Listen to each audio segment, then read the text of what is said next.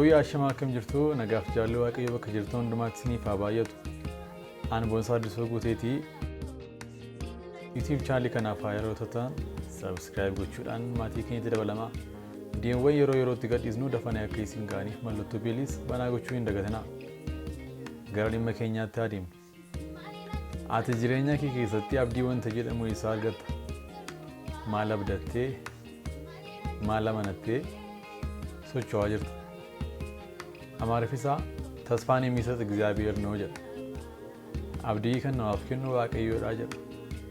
Kun dhugumadha. Biyya lafaa dadhabbii fi mudhukkiin namatti baay'atu kana keessatti abdii argachuun ulfaataadha. Ati maal abdattee barrii kaatee gara hojii keetti deemta? Abdii utuu hin qabdu ta'eeti. Maal abdattee teessaa maal abdattee dhaabbatta maal abdattee nama wajjiniin haasofta? Kan abdii namaaf kennu waaqayyo gooftaa maccaati. Jiruuf jireenya keessatti abdii malee jiraachuun baay'ee ulfaataadha. Egaan abdii qabaachuun akkuma nama fooniitti akkuma nama biyya lafaatti iyyuu baay'ee barbaachisaa fi murteessaadha jechuudha. Ati har'a abdii akkamiitiin socho'aa jirta? Abdii qabaachuun jalqaba waan hundumaati. Waan argadha jettee gaafa abdattutu sochii wayii goota. Kanaaf amma haala akkamii keessa jirta? Sagaleen waaqayyoo karaa gooftaa keenya Yesuus Kiristoos abdii amanamaa fi namni tokko nuuf kennee jira. Innis abdii jireenya bara baraati. Gooftaan keenya Yesuus Kiristoos nuuf abdii nuti ittiin jireenya bara baraatti gallu nuuf kennee jira. Isas akka eeggannuu fi karaa hafuura isaa akka qulqulluu nu jajjabeessaa, nu gorsaa, nu qajeelchaa, karaatti nu deebisaa, nu ifataa, nu sirreessa. Kitaaba qulqulluudhaanis jireenya keenya qajeelcha. Egaan sagaleen waaqayyoo akkas jedha.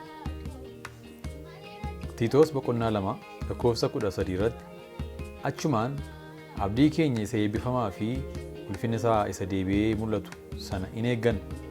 Inni mul'achuuf jiru sunis Yesuus Kiristoos inni waaqayyoo keenya isa guddicha fayyisaa keenyas jedha.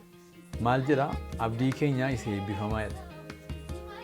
Abdii akkamii nuti kiristaanonni abdii akkamii qabna?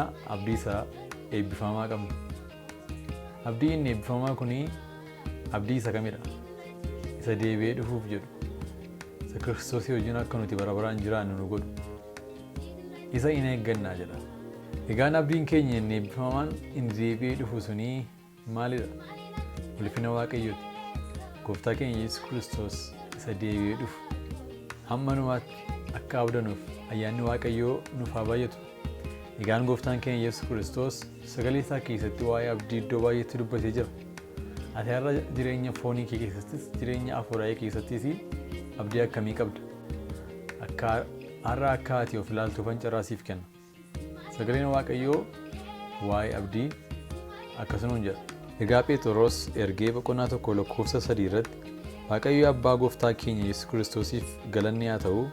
Inni araara isaa isa guddaadhaan Yesuus Kiristoos warra duran keessaa ka'uu isaatiin abdii isa jiraataa kanatti qabnee akka jiraannuuf haaraa godhee nu dhalachiisee jira jedha.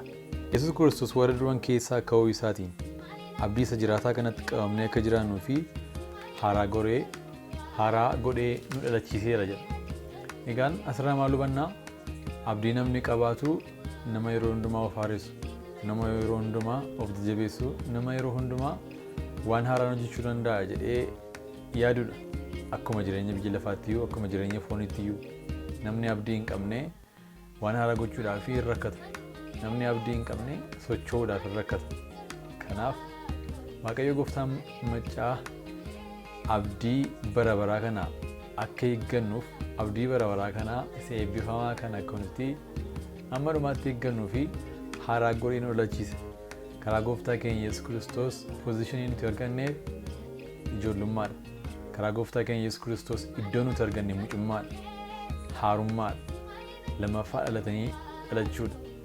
Iddoo haaraadha, qulqulluu, mudaa kan hin qabne, qajeelaa, gammachiisaa Kiristoos keessatti iddoo olaanaa ijoollee waaqayyoo jedhamnee waamamuu, dhaaltuu mootummaa waaqayyoo jedhamnee waamamuu karaa Kiristoos Yesuus arganne.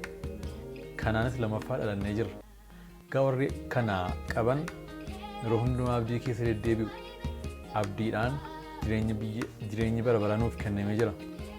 Egaan warra haga dhumaatti abdiidhaan jireenya bara baraa eeggatan Waaqayyo nu haa godhu.